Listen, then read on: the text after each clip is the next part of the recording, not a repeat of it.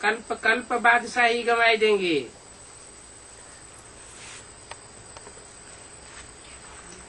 फिर कल्प कल्प बादशाही नहीं मिलेगी, फिर जन्म जन्मांतर पछताना पड़ेगा।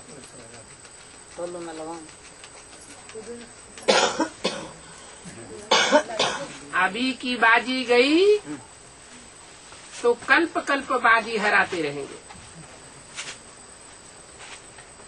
इस पढ़ाई में भी रजिस्टर होता है, देखा जाता है इन्होंने कितना अच्छा रजिस्टर बनाया। ये भी पढ़ाई है।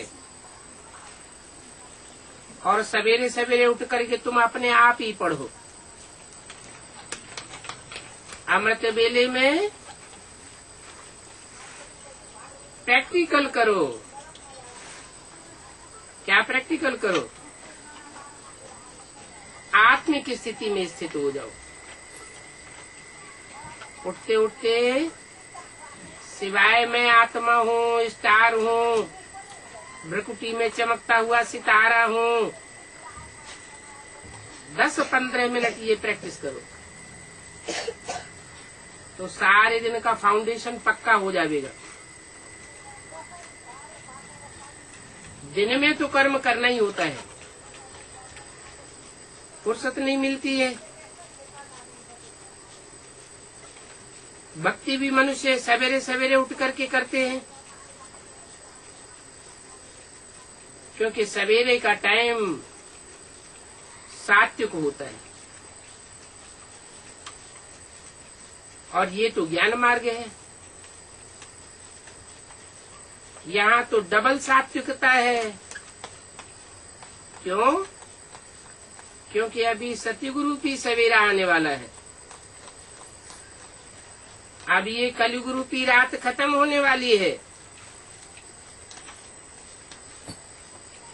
तो हद का अमृत बेला भी पक्का करना और बेहद का अमृत बेला भी बुद्धि में बना रहे। भक्ति में भी पूजा करते करते बुद्धि में फिर किसी न किसी की देहधारी की याद आ जाती है। यहाँ भी ऐसे होता है।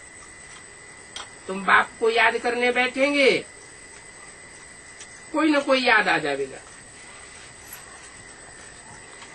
तो फिर देहदारी की याद हटाई जाती है। ये भी तुम बाप को याद करते हो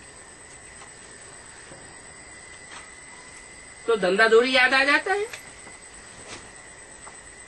जितना बाप की याद में होंगे उतना तुम्हारे पाप कटते जाएंगे। याद की अवस्था ज्यों ज्यों ऊपर चढ़ती जाएगी त्यों तुम अपने में हल्कापन अनुभव करते रहेंगे, क्योंकि पाप कटते जाएंगे। पुरुषार्थ करते करते जब प्योर बन जाएंगे तब माला बनेगी। माला अर्थात संगठन तैयार हो जाएगा। जो श्रेष्ठ श्रेष्ठ अच्छे अच्छे पुरुषार्थी बच्चे हैं उनका संगठन बनता है, माने माला तैयार होती है। पूरा पुरुषार्थ नहीं किया तो फिर माला रूपी संगठन में नहीं आ सकेंगे, प्रजा में चले जाएंगे।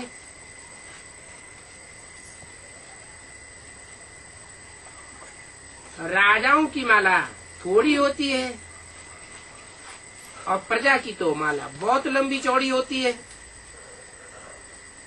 नई दुनिया सतयुग स्थापन होगा तो प्रजा की माला होगी 9 लाख और राजा की माला कितनी होगी? 108। राज परिवार में आने वालों की भी माला होती है। 16,108 राज परिवार में आ जाएंगे। भले राजा रानी नहीं बनेंगे लेकिन राज परिवार में आकर के जन्म लेंगे। कोई प्रिंस बनेंगे, कोई प्रिंसेस बनेंगे।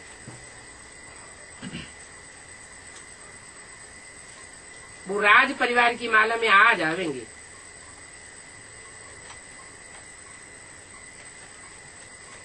तो पूरा पुरुषार्थ नहीं किया तो प्रजा में चले जाएंगे। अच्छी रीति योग लगावेंगे, पढ़ेंगे, अपनी बैग और बैगेज भविष्य के लिए ट्रांसफर करेंगे तो रिटर्न में भविष्य में सब कुछ मिल जाएगा। बैगेज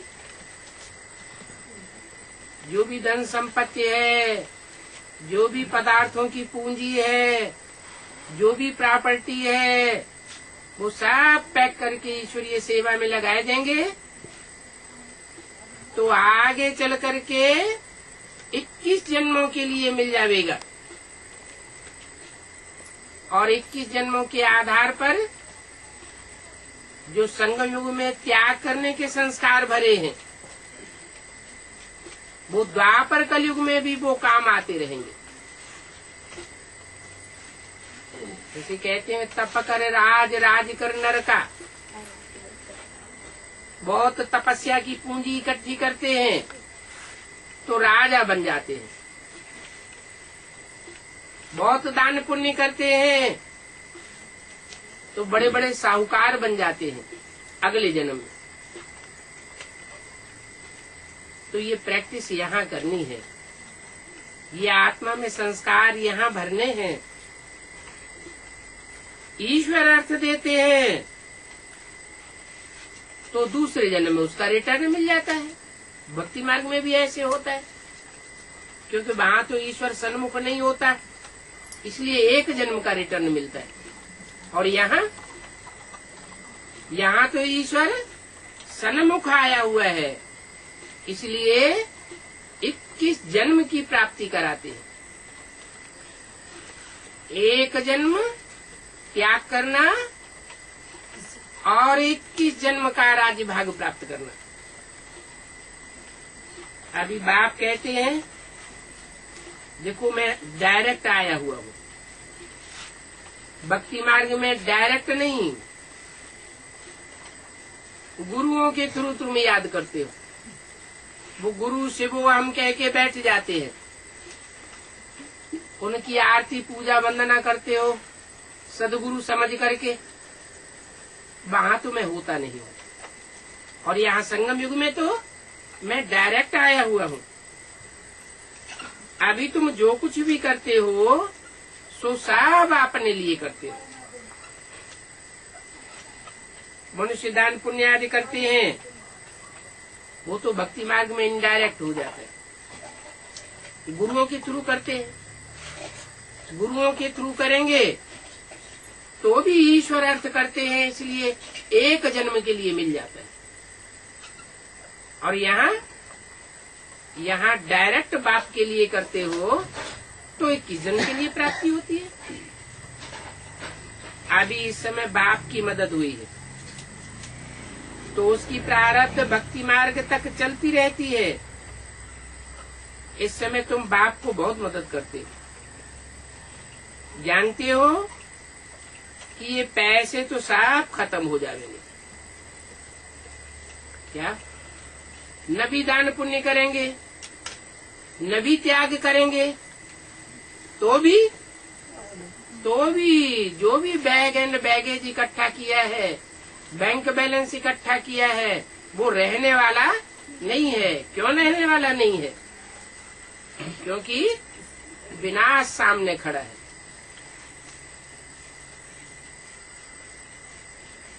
उस संपत्ति के 4 अंजाम होने वाले हैं। किसकी दबी रही धूल में जमीन हिलेगी तो जमीन के अंदर गाड़ा हुआ सोना चांदी सब कहाँ का कहाँ चला जाएगा। किसकी राजा खाए, इनकम टैक्स वाले ले जाएंगे, सेल टैक्स वाले ले जाएंगे, किसी को छोड़ेंगे नहीं।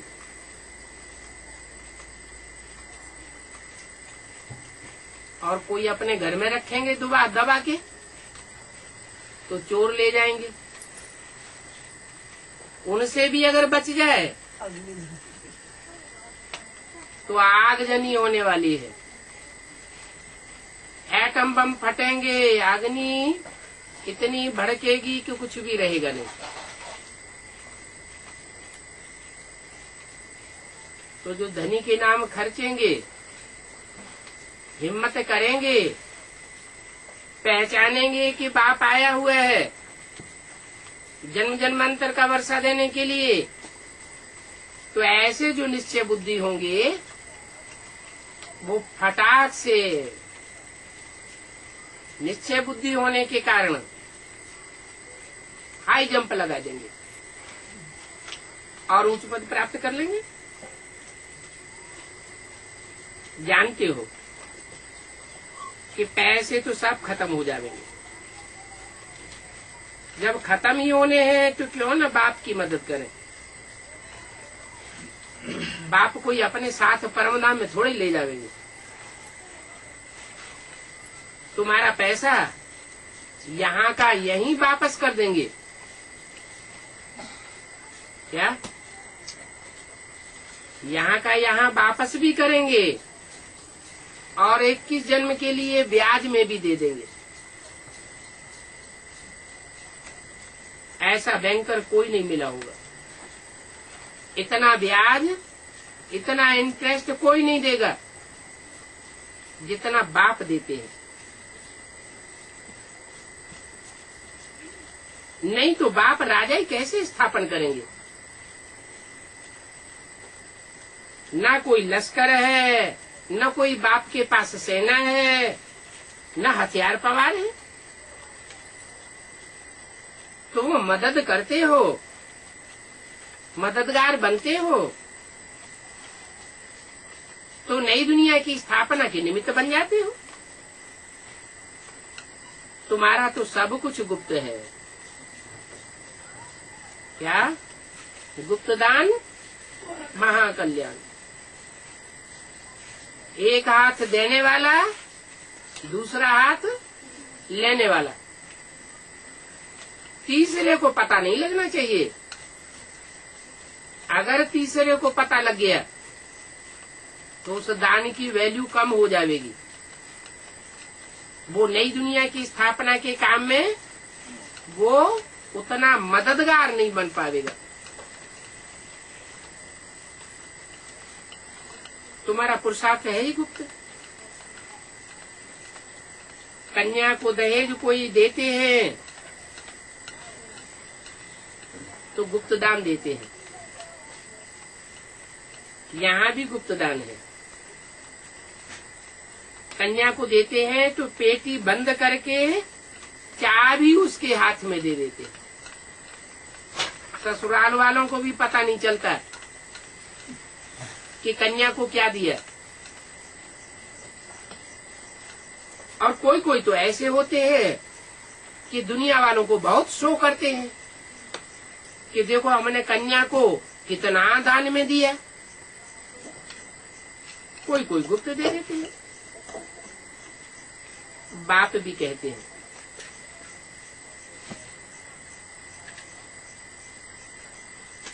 तुम सब सजनीय हो, तुमको हम विश्व का मालिक बनाने आए हैं। तुम गुप्त मदद करते हो। तुम्हारी आत्मा जानती है बाहर में भवक आदि कुछ भी नहीं करना है। कोई समझेंगे, कोई नहीं समझेंगे। कोई जानेंगे कि ये प्रजापिता ब्रह्मा कुमार कुमारी किंगडम स्थापन कर रहे हैं। तुम भी जानते हो वो राजा ही स्थापन करते हैं तो कितना लंबा लश्कर लेते हैं। तोप, गोले, बंदूक, कितना हथियार इकट्ठे करते हैं। और यहाँ तो कोई हथियार नहीं, फिर भी राजाई किंगडम तुम्हारी स्थापन हो जाती है। भक्ति मार्ग में तो मनुष्यों की बुद्धि कितनी नॉनसेंस बन जाती है, कितनी मार काट मचाते रहते हैं राजाई लेने के लिए। तो राजाई कब मिलती है? और लड़ाई करते हैं, तब एक जन्म की राजाई मिलती है। यहाँ तुम्हारी माया के साथ लड़ाई है, और एक बार ये लड़ाई जीत ली तो 21 जन्म के लिए पाव 12 हो जाती है। ये तो विकारी पतित दुनिया है। पतित दुनिया में सब पतित कर्म ही करते रहते हैं। 5-6 बच्चे पेट चीर करके पैदा करते हैं तो उनको बिच्छू बिच्छुनिया ही कहेंगे ना। नॉनसेंस हुए। पेट चीर करके बच्चों को निकालने का एक फैशन हो गया है।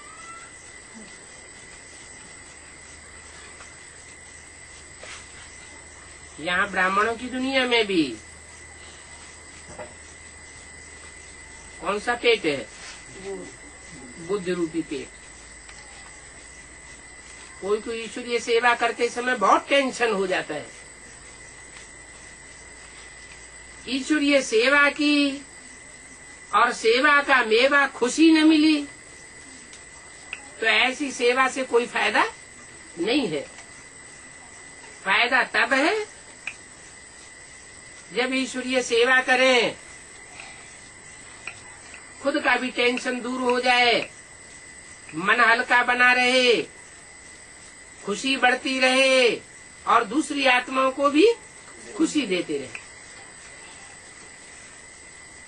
बड़े बड़े प्रोग्राम किए, मेले मला खड़े किए, मेगा प्रोग्राम किए और मन का टेंशन बढ़ गया।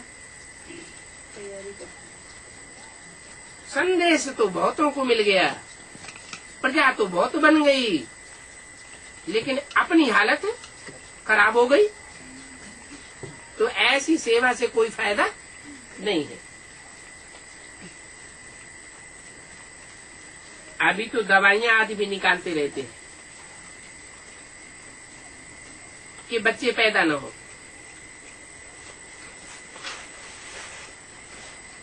दवाइयां पीते रहते हैं, खाते रहते हैं, लेकिन साथ में मूत भी पीते रहते हैं। कुछ भी करें, परंतु सृष्टि की वृद्धि होने से कोई रोक नहीं सकता। ये सृष्टि की वृद्धि कब रुकती है? तब रुकती है जब बाप आकर के गीता का ज्ञान देते हैं। ये गीता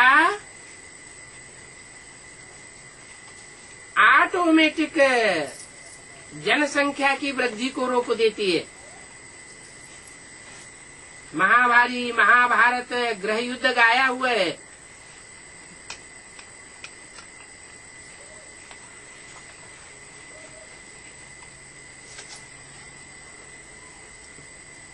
अभी देखो जन्म और भी जास्ती बढ़ते जाते हैं, जन्म दर बढ़ती जाती है, जनसंख्या तो बढ़ेगी ही।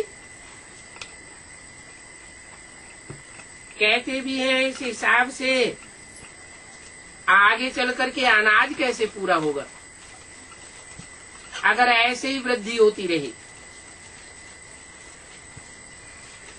ये है ही बंदरों की दुनिया। तुम बच्चों को अभी ईश्वरीय बुद्धि मिली है तो जनरेशन अपने आप बंद हो जाती है। तुम पवित्रता में काबिज हो जाएंगे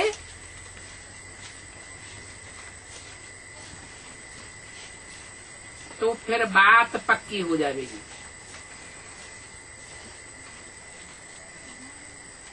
सब समझेंगे कि इनको भगवान पढ़ाते हैं, जानेंगे कि इनको भगवान पढ़ाते हैं। ये पढ़ाई इन्होंने पढ़ी, हमने नहीं पढ़ी, इनका कितना रिगार्ड रखना चाहिए।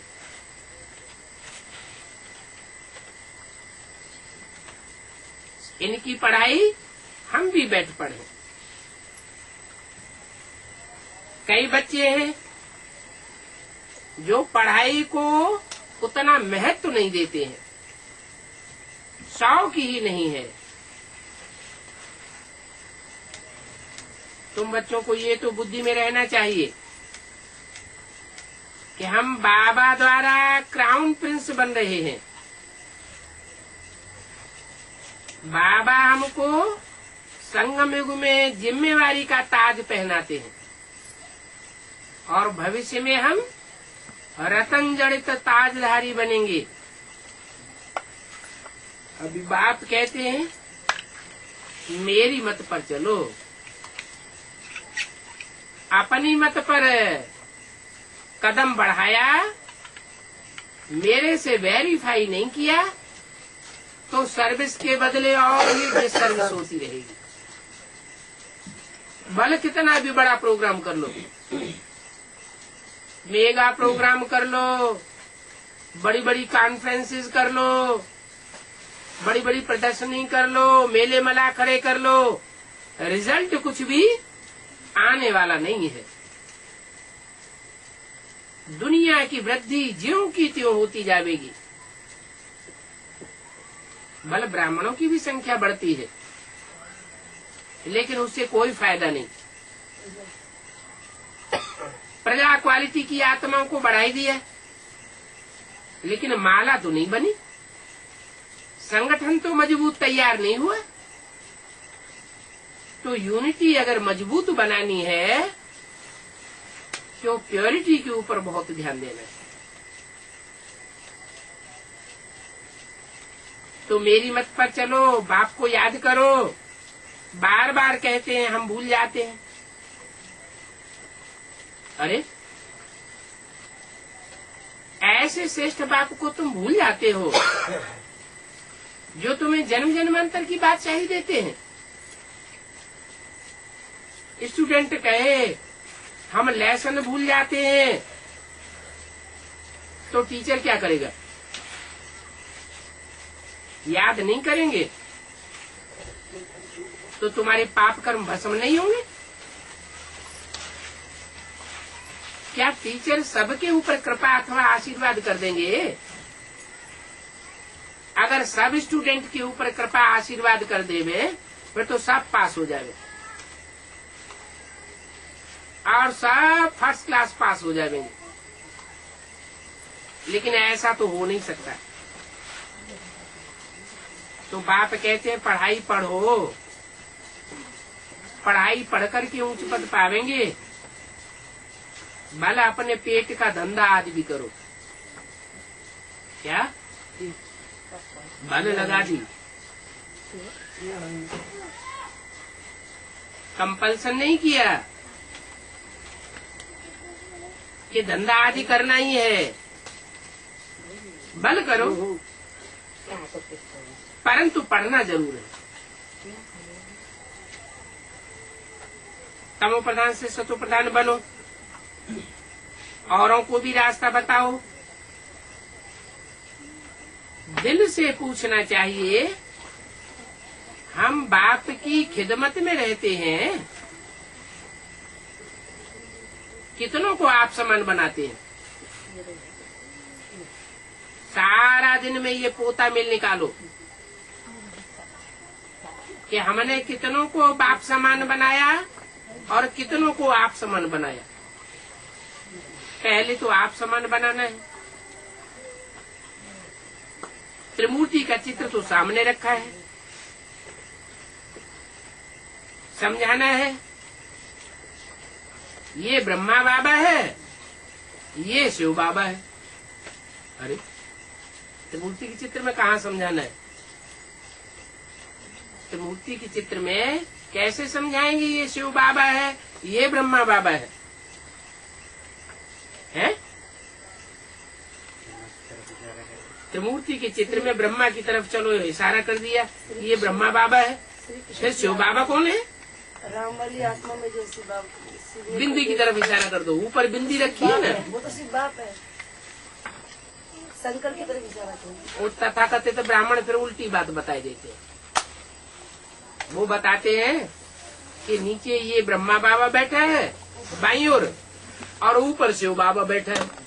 अरे वो बिंदी का बैठना, बिंदी का सोना, बिंदी का खड़ा होना, ये कोई मायने रखता है क्या? बाप मुरली में बोलते हैं, बाप बैठ बच्चों को पढ़ाते हैं, तो कौन से बाप की बात है? बिंदु बाप की बात है। बिंदु बाप बच्चों में बैठ करके पढ़ाते हैं, माने भ्रकुटी के मध्य में बैठते हैं, तो बैठना की बात है वो तो लागू होती है। बाकी बिंदी का बैठना, बिंदी का भागना, बिंदी का खड़ा होना, ये तो कोई बात ही नहीं हुई। और फिर शिव बाबा, ये बाबा जब कहा जाता है तो ग्रैंडफादर को कहा जाता है। ऐसे बूढ़े को भी बाबा कहते हैं। जैसे ब्रह्मा बाबा बूढ़े थे तो उनको बाबा नाम दे दिया, लेकिन बाबा तो उसको कहा जाता है जो बाप का बाप होता है। कब बनता है? वो सुप्रीम सोल बाप शिव बिंदु बिंदु आत्माओं का बाप है, दूसरा कोई संबंध नहीं है। जब वो शिव ज्योति बिंदु शरीर में प्रवेश करता है तो अनेक प्रकार के संबंध बन जाते हैं। बाप भी है, माता भी है, टीचर भी है, गुरु भी है, साजन भी है, सखा भी है, बाबा भी है, ग्रैंडफादर है। बच्चों को बाप अपना वर्षा दे या न दे, लेकिन ग्रैंडफादर का वर्षा जरूर मिलता है, तो वो हमारा बाबा भी है। तो त्रिमूर्ति के चित्र पर बैठ समझाओ कि ये शिव बाबा है और ये ब्रह्मा बाबा है। किसकी तरफ इशारा करेंगे? शंकर की तरफ से बाबा। बिंदी की तरफ इशारा करेंगे क्या? वो साबित नहीं होता। ब्रह्मा की तरफ इशारा करेंगे, ये ब्रह्मा बाबा है, और विष्णु की बाजू में दूसरी ओर जो बैठा हुआ है उसकी तरफ इशारा करेंगे, ये शिव बाबा है। ये त्रिमूर्ति के चित्र में समझाना है। इस पढ़ाई से ये ब्रह्मा बाबा, ये शिव बाबा, इनकी पहचान देने से तुम यह बनेंगे। क्या बनेंगे? विष्णु समान बन जाएंगे। विष्णु माना नई दुनिया में विष्णु का जहाँ राज्य होगा वहाँ सब विष्णु समान देव देवता होंगे। विष्णु माने लक्ष्मी नारायण कंबाइंड। कंबाइंड का मतलब ये नहीं है कि उनके शरीर मिलकर के एक हो जाएंगे, नहीं। भाव, स्वभाव, संस्कार वहाँ पति पत्नी के मिलकर एक हो जाते हैं, और यहाँ तो झगड़ पट्टी चलती है, तो उनको विष्णु नहीं कहा जा सकता।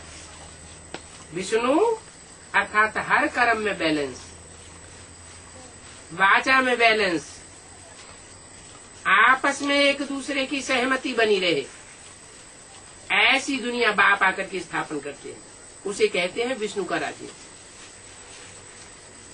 तो बताना चाहिए शिव बाबा है, ये ब्रह्मा बाबा है। इस पढ़ाई से हम यह विष्णु समान बनते हैं, यथा राजा तथा प्रजा भी बनती है। फिर 84 जन्मों के बाद फिर हम यह बनेंगे। क्या क्या बनेंगे? त्रिमूर्ति के चित्र पर समझाना है। क्या अभी हम यह विष्णु बनेंगे और 84 जन्मों के बाद फिर यह बनेंगे। क्या बनेंगे? हैं? नहीं समझ में आया? वो जो इशारा दिया कि ये हमारा शिव बाबा है,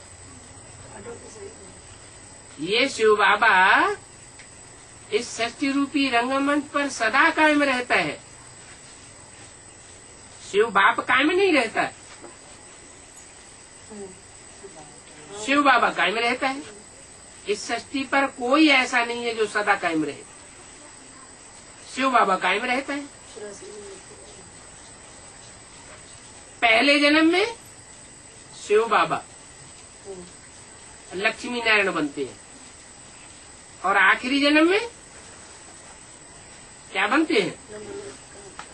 आखिरी जन्म में बैगर बनते हैं।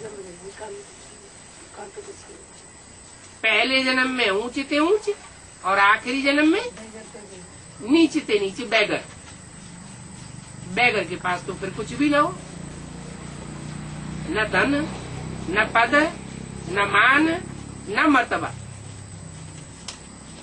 ऐसी हालत हो जाती है। तो 84 जन्मों के बाद ये हालत हो जाती। फिर मैं आता हूँ तो बैगर को फिर से प्रिंस बना देता हूँ। सर के ऊपर ताज रख देता हूँ। ये है तुम्हारी विश्व की बादशाही का ताज। पहले कौन सा ताज रखते हैं?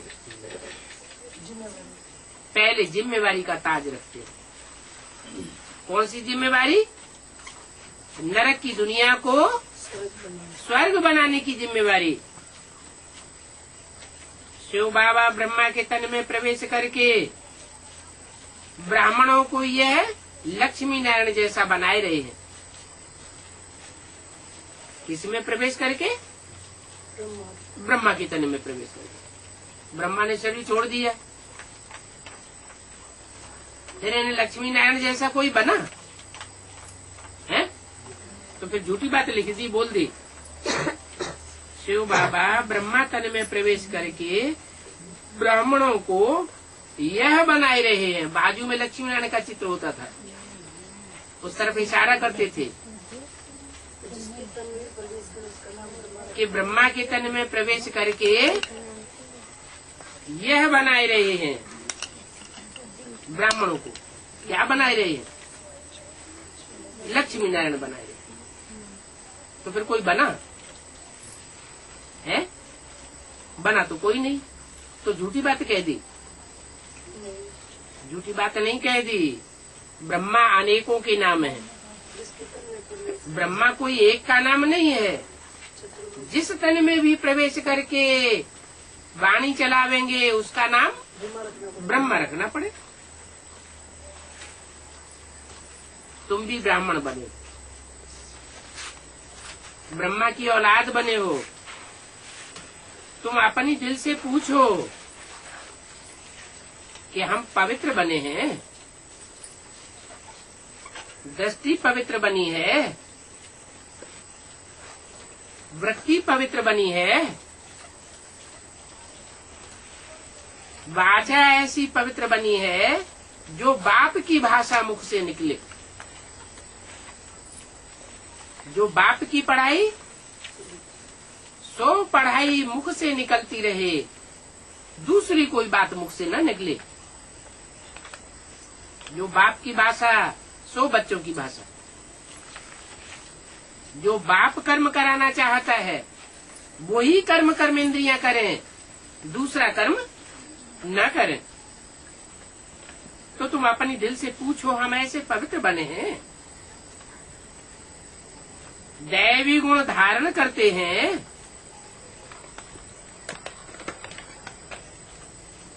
या आसुरीपना बढ़ता जाता है? पुरानी देह को हम भूलते जाते हैं। लक्ष्मी नारायण का कंचन काया वाला चोला याद आता है। ये तन अभी तो पुरानी जूती है। तन क्या है? ये तन पुरानी जूती है। ये तन सड़ता जाएगा, आत्मा पावरफुल होती जाएगी। फिर क्या होगा? अंत में अंजाम क्या होगा? अति, और अति का अंत हो जाएगा। आत्मा तुम्हारी संपूर्ण पवित्र बन जाएगी तो जूती भी फर्स्ट क्लास मिलेगी। सर्प का मिसाल दिया। क्या सर्प जब कैंचुल त्याग करता है तो एक बार कैंचुल त्याग करता है, दूसरी बार कैंचुल त्याग करता है, 3-4 बार कैंचुल त्याग करता है, फिर खलास हो जाता है। तो तुम भी अपनी आत्मा को शूटिंग पीरियड में 3-4 बार पवित्र बनाते हो। तुम्हारा शरीर भी इसी प्रक्रिया में गुजरता है।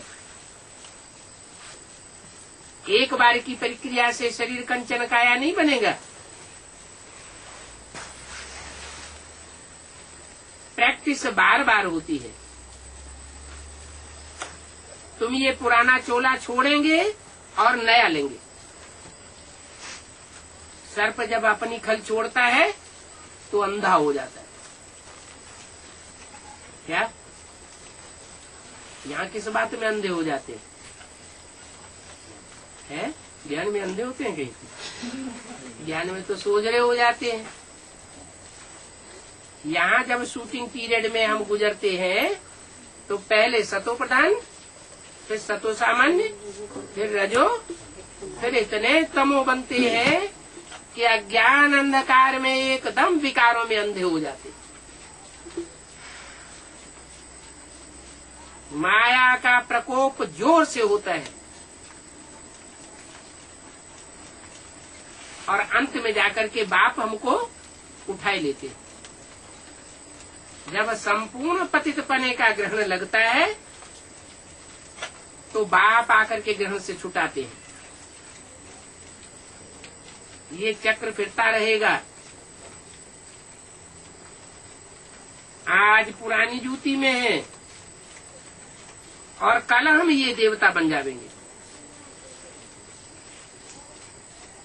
भविष्य आधा जन्म के लिए, आधा कल्प के लिए ये विश्व का क्राउन प्रिंस बनते हैं।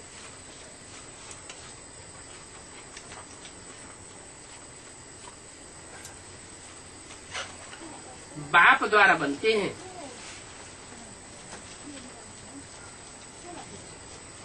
बाप जो हमें राजाई देते हैं उस राजाई को हमसे कोई छीन नहीं सकता। मनुष्य लड़ाई लड़के जो राजाई लेते हैं उनके ऊपर कोई दूसरा राजा हमला कर लेता है और छीन लेता है। एक ही जन्म में राजाई लेते हैं और एक ही जन्म में राजाई गंवाए देते हैं। और बाप आकर ऐसी राजाई देते हैं जो 21 जन्म तक, आधा कल्प तक तुमको कोई टच नहीं कर सकता। राजाई तुम्हारी बरकरार बनी रहेगी।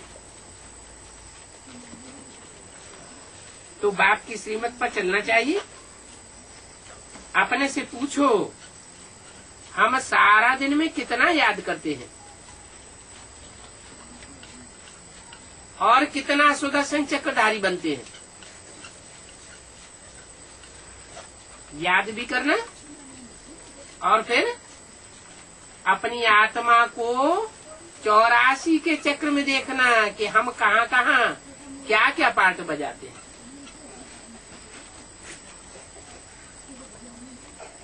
जो करेंगे सो पावेंगे।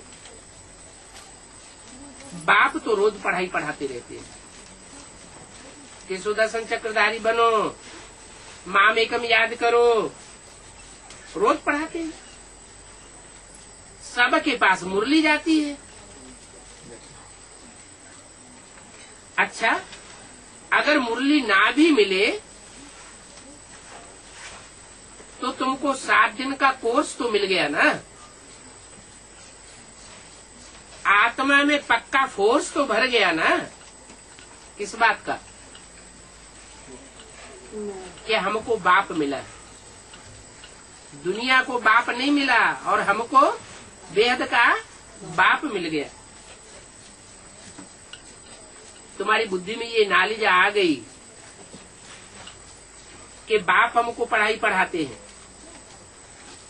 ये पढ़ाई दुनिया में और कोई नहीं पढ़ा सकता। बाप जो नॉलेज देते हैं वो नॉलेज दुनिया में और कोई नहीं दे सकता। वो गुरु गोसाई तो शास्त्रों की पुरानी पढ़ाई ही पढ़ाते रहते हैं, पुराने पुराने शास्त्र और उनमें जो कथा कहानियां लिखी हुई हैं वही सुनाते रहते, कोई नई बात तो बताते नहीं। और यहाँ बाप हमको नित्य नई पॉइंट्स देते रहते, नई नई बातें सुना करके हमको पक्का कराए देते हैं कि तुम नई दुनिया में जाने वाले हो। नई नॉलेज से ही तुम नई दुनिया में जावेंगे। तो ये नॉलेज तुम्हारी बुद्धि में आ गई ना। शुरू में तो भट्टी बनी, कोई पक्के हुए, कोई कच्चे निकल गए। जैसे ईंटों का भट्ठा पकता है ना, तो कोई कच्ची ईंटें रह जाती हैं, कोई पक्की हो जाती है, कोई अव्वल नंबर निकलती है, कोई द्वयम नंबर निकलती है। 6-8 वर्ष पवित्र बनकर के रहे भट्टी में, फिर अपने देवहन में आकर के घात कर लिया। माया बड़ी दुस्तर है। आधा कल्प तुम बच्चों ने माया से हार खाई है, 63 जन्म हार खाते रहे, और अभी एक जन्म में बाप आकर के तुमको माया पर जीत पहनना सिखलाते। अभी भी अगर हार खावेंगे तो कल्प कल्पांतर के लिए अपना पद खो बैठेंगे। अभी जो पद बन गया वो सदा काल के लिए बन जाएगा।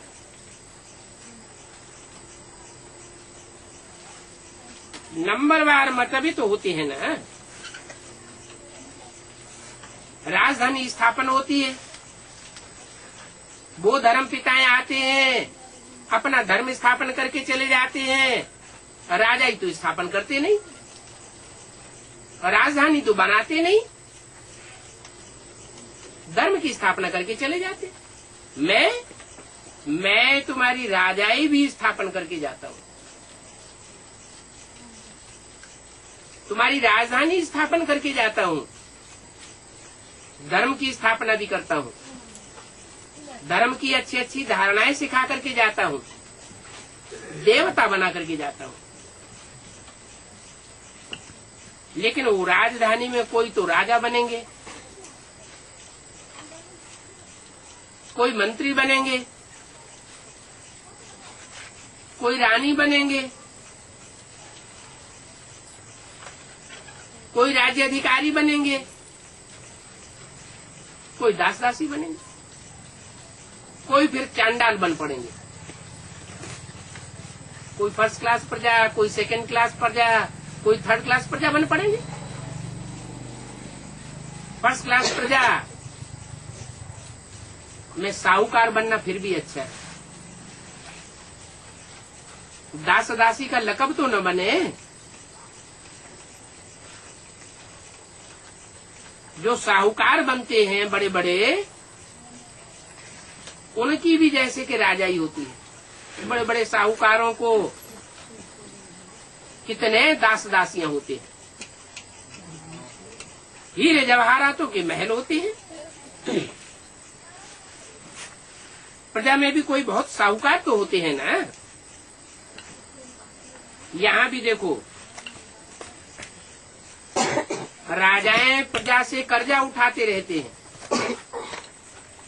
तो वहां सतयुग में भी ऐसे होता है। क्या? जो आखिरी नारायण होगा वो राम साहूकार से कर्जा उठावेगा, इतना कर्जा उठावेगा, इतना कर्जा उठावेगा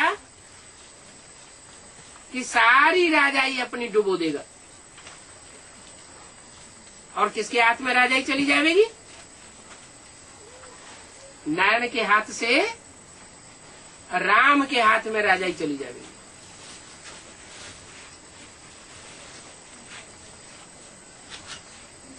काहे के लिए धम चक्कर मचाई? ये आत्माएं नहीं बैठी हुई है?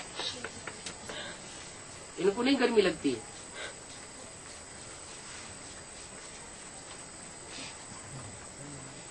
देखने से तो ठंडा लगता है। हैं? किसको? बाप को देखने से ठंडा लगता है। बाप को देखने से ठंडक आती है। अच्छा, तो रात भर बैठा थे ऐसे?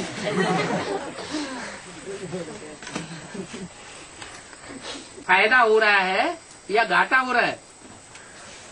हैं? प्रजा को तो घाटा हो गया। 3.5% ब्याज मिला साल में और 10% महंगाई बढ़ गई। 100 रुपए के नोट का कितना रह गया? 90 रुपया रह गया। 3.5% ब्याज मिल गया, 93.5 रह गया, तो 7.5 का घाटा हुआ ना। तो सतयुग में बल कर्जा लेते हैं, लेकिन वहाँ चालाकी चतुराई नहीं होती। और यहाँ तो राजाओं में कितनी चतुराई है। जो कुर्सियों पर बैठे हुए हैं, ऐसे ऐसे कायदे कानून बनाते रहते हैं कि गरीब और गरीब होते जाते हैं और साहूकार साहूकार बनते जाते हैं। कोई कहे कि वहाँ भी कर्जा उठाते हैं और यहाँ इस दुनिया में भी कर्जा उठाते हैं, तो उस दुनिया में और उस दुनिया में फर्क क्या रहा? तो फर्क समझ में आता है। वहाँ यथा राजा तथा प्रजा, सब देवी देवता होते हैं, दैवी स्वभाव के होते हैं, छल छिद्र कपट नहीं होता है। और यहाँ राजाएं भी छल छिद्र कपट वाले और प्रजा भी छल छिद्र कपट वाली। ताकत किसमें ज्यादा है? राजाओं में ज्यादा ताकत है, इसलिए वो अल्पकाल के लिए सुखी हो जाते हैं। ऐसी दुनिया में बाप आते हैं जहाँ इतना विरोधाभास है, उस विरोधाभास को खत्म करके और नई दुनिया स्थापन करते हैं। अभी तो अंधेर नगरी है, क्या गायन है? अंधेर नगरी चौपट राजा, टका सिर भाजी टका सिर खाजा। गेहूं कभी हो जाता है 15 रुपया किलो और साबूदाना मिलता है 5 रुपया 10 रुपया किलो। तो सब उल्टम पलटा होता है। बाप कहते हैं ऐसी विषम दुनिया को मैं आकर के समान बना देता हूँ। ये सब अभी की बातें हैं। अभी तुम बच्चों को ये निश्चय रहना चाहिए कि हम विश्व के क्राउन प्रिंस बनने के लिए पढ़ते हैं। हम बैरिस्टर व इंजीनियर बनेंगे, ऐसी बात तुम्हारी बुद्धि में नहीं है। वो तो एक जन्म के लिए बनते हैं। वो भी बैरिस्टर और इंजीनियरिंग की पढ़ाई पढ़ने के बाद बैरिस्टर बने बने न बने कोई भी गारंटी नहीं, इंजीनियर बने बने न बने कोई गारंटी नहीं। और यहाँ तो अगर ये पढ़ाई पढ़ेंगे तो तुम विश्व के मालिक जरूर बनेंगे। यहाँ तो चलते चलते माया फिर तूफान भी लाती है। कितने तूफान आते हैं, इतने तूफान आते हैं कि चलते चलते पढ़ाई कब छोड़ के कहाँ चले जाते हैं कुछ भी पता ही नहीं चलता। बाप बच्चों को रिक्वेस्ट करते हैं अभी अच्छी रीति पढ़ाई पढ़ो, पढ़ाई छोड़ करके भागो नहीं, बहुत ऊंच पद पावेंगे। लालच भी देते हैं, रिक्वेस्ट भी करते हैं, धर्मराज के डंडे भी दिखाते हैं।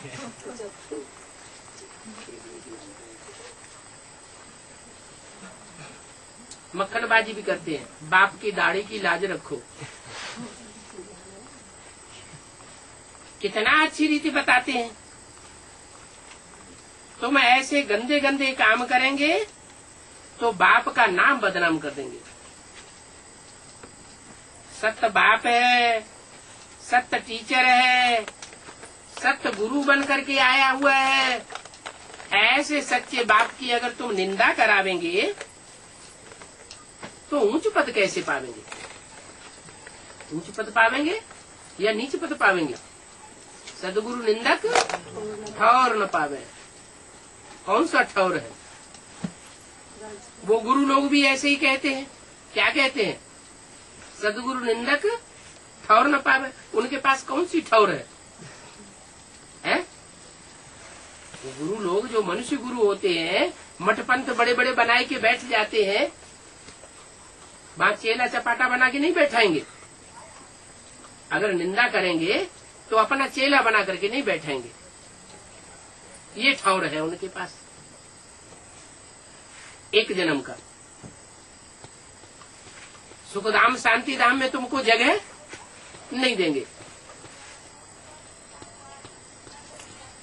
जोनल इंचार्ज का पद तुमको ट्रांसफर नहीं करेंगे।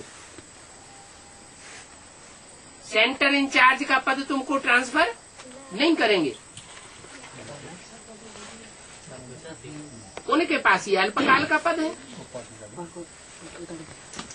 और बाप के पास अविनाशी पद है। कितने जन्मों का पद है? 21 जन्मों का पद है। गारंटी देते हैं यहाँ का इस जन्म में भी गारंटी देते हैं। अगर तुम निंदा कराने के निमित्त नहीं बनेंगे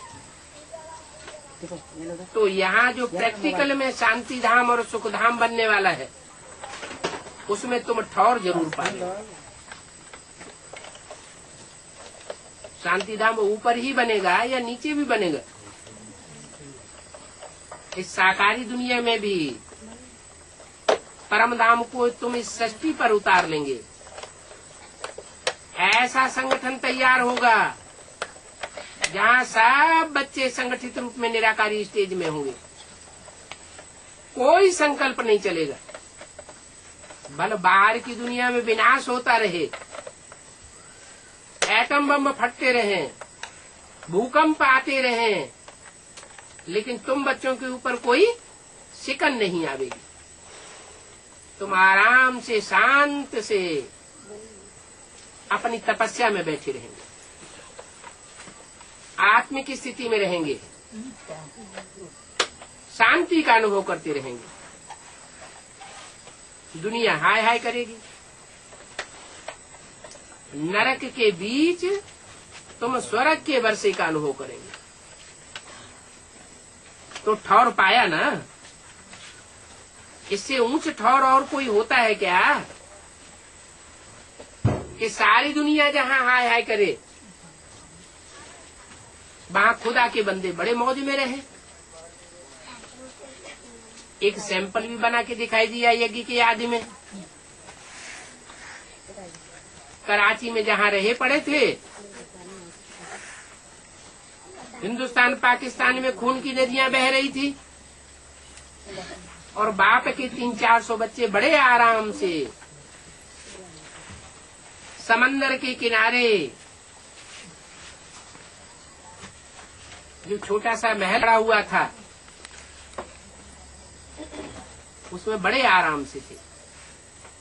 कोई सेक नहीं आई। बड़ी सेफ्टी से बच करके बाद में भारत में आ गए।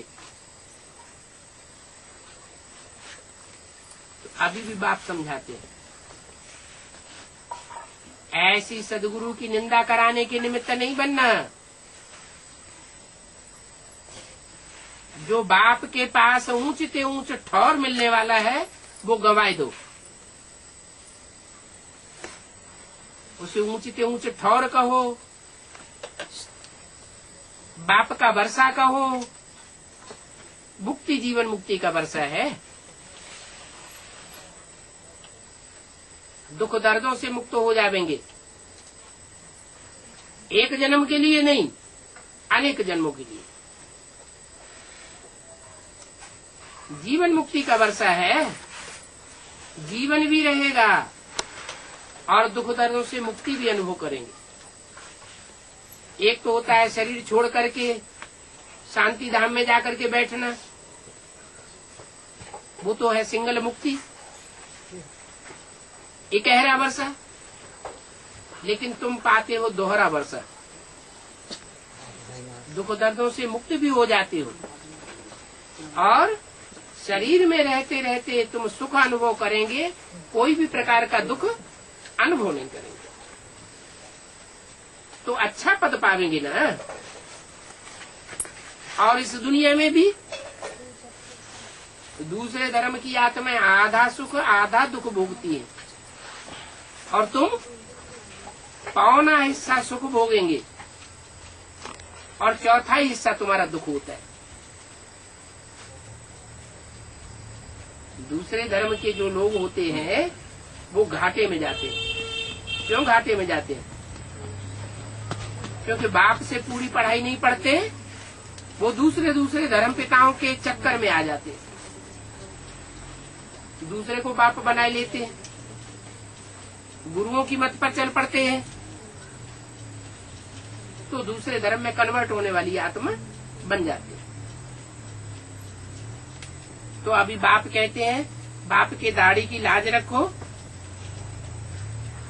सदगुरु की निंदा कराने वाले मत बनो, नहीं तो ऊंच पद नहीं पावेंगे। इस समय तुम हीरे जैसे बनते हो। क्या? हीरा और कौड़ी में क्या फर्क होता है? हीरा चमक मारता है, अंधेरे में भी रोशनी देता है, और कौड़ी में कोई रोशनी नहीं होती, अंदर अंधेरा ही अंधेरा अज्ञान का भरा हुआ है। अभी तुम्हारा जीवन कौड़ी मिसल है। क्यों? जब बाप मिला, ज्ञान मिला, तो हीरे की तरह ज्ञान की चमक मारने वाला जीवन क्यों होना चाहिए? हीरे समान जीवन होना चाहिए, कौड़ी समान जीवन क्यों है? क्योंकि अभी निश्चय अनिश्चय के चक्र में माया गिराती रहती है। जब हम संपन्न बन जाएंगे, माया की तूफान बंद हो जाएंगे, पाप कर्म आत्मा के भस्म हो जाएंगे, तो आत्मा सदाकाल के लिए चमक मारेगी। जहाँ दुनिया में पहुंचेंगे वहाँ ज्ञान की रोशनी बिखेरते रहेंगे, सारी दुनिया हाय हाय कर रही होगी, और तुम 9 लाख सितारे संसार में चमक मारते रहेंगे, ज्ञान की रोशनी की चमक। तो कितना अच्छा तुम्हारा भाग्य है।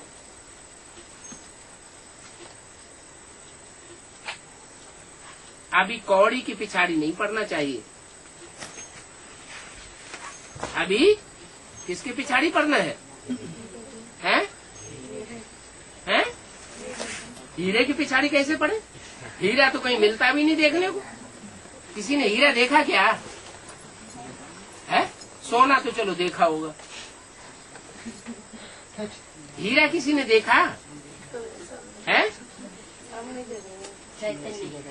हाँ, कि जो हीरा के पिछाड़ी पड़ेंगे माना हीरो की पिछाड़ी पड़ना। जो विश्व में हीरो बनने वाली आत्माएं हैं उनका पल्ला पकड़ना चाहिए। और हीरो का भी एक हीरा है, वो अगर मिल जाए, जो सारे विश्व रूपी रंगमंच पर हीरो पाटधारी है, अगर उसको पहचान लिया तो फिर उसे छोड़ने की दिल कभी होगी नहीं, बहुत ऊंच पद पावेंगे। अभी तुम हीरे जैसे बन रहे हो, कब? अभी माना संगम युग, फिर कभी ये चांस मिलने वाला नहीं है, न सतयुग में, न त्रेता में, न द्वापर में, और न कलयुग में ये चांस मिलेगा। ओम शांति। विदेश से आने वाली माताओं ने वो तो हिंदी सीख बोलती ली, है, नेपाली हिंदी में कोई अंतर ही नहीं है। और यहाँ इंडिया के नजदीक ही रहते हैं, उनको हिंदी नहीं आ रही है। आती है, थोड़ा शर्म आती है। अब बाबा को पढ़े लेखा पढ़ा छैन बाबाले बडा सुनेको लेकिन पूरी हिंदी समझते हो? इंग्लिश थोड़ा बोलने में कैसा